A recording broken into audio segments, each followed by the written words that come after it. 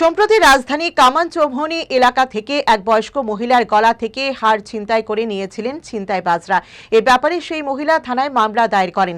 মামলা হাতে পেয়ে তদন্তে নামে পুলিশ। তদন্তে নেমে পশ্চিম আগরতলা থানার পুলিশ এক ছিনতাইবাজকে আটক করেন এবং উদ্ধার করলেন ছিনতাই করা গলার চেইন।